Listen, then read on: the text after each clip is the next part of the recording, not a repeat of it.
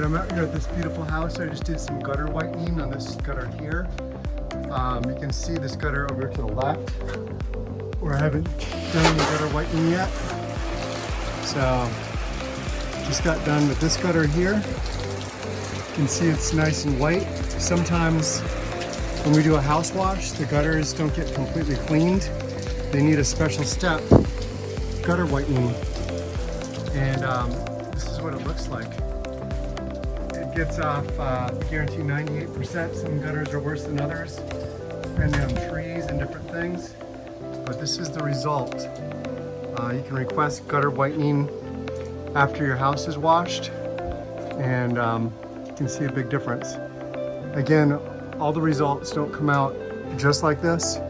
Sometimes there'll be end caps and different things that are stained, but this is the result of gutter whitening.